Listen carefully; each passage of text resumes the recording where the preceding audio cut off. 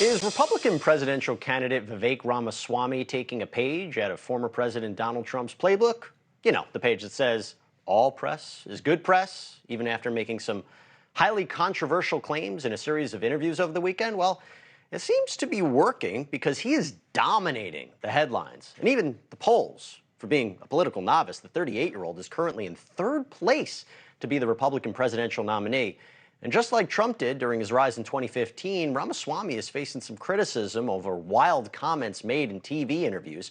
First, getting into a heated argument with Dana Bash on CNN's State of the Union about what he said during a campaign stop in Iowa Friday, comparing Massachusetts Democratic Congresswoman Ayanna Pressley, who's a black woman, to one of the grand wizards of the modern KKK over 2019 remarks in which she said the Democratic Party doesn't need any more brown faces that don't want to be a brown voice.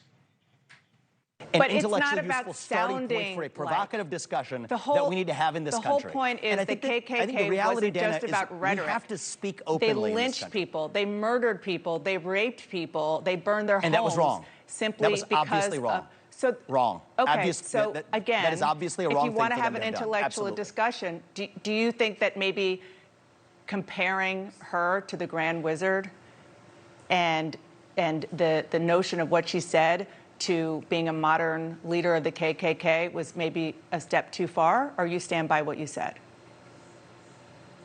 I stand by what I said to provoke an open and honest discussion in this country.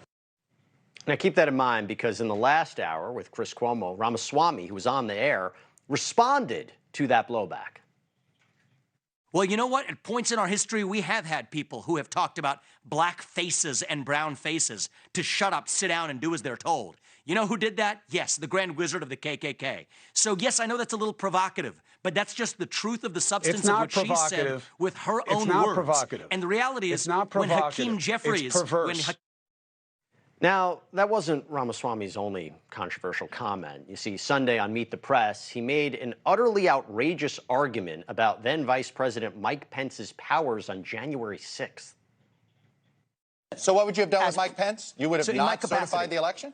So in my capacity as president of the Senate, I would have led through that level of reform, then on that condition certified the election results, served it up to the president, President Trump, then to sign that into law, and on January 7th declared the re-election campaign pursuant to a free and fair election. I think that was a missed opportunity. To be clear, the vice president has absolutely no power to do that. So the question in all of this is, what is Ramaswamy's strategy here? What's his endgame? Is he trying to out-Trump Trump, or is he campaigning for a spot in Donald Trump's cabinet? Join me right now, Sean Spicer, former White House press secretary under President Trump and host of the Sean Spicer Show. He's also a NewsNation political contributor. Sean, good to see you. What is the endgame here? You know, Ramaswamy said that he has no interest in a vice president seat. Trump's in the lead right now. He knows whatever he says in the public is one thing. He has to know the reality of what he's doing. What is he doing? Well, look, I think the reality is simple. As far as I've been saying this, I said it on NewsNation weeks ago, not with respect to Ramaswamy specifically, but when people were asking about the debate, there is a media obsession with attacking Trump.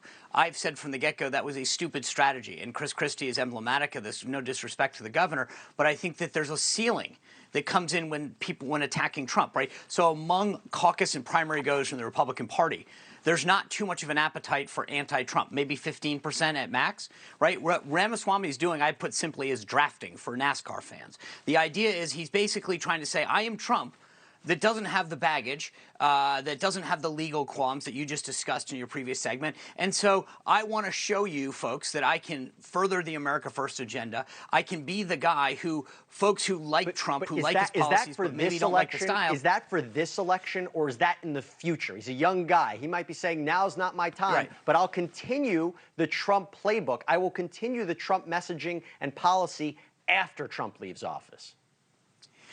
Yeah, Jesse, I've been doing this 30 years. There's very few people who spend that much time and money thinking 4 years ahead.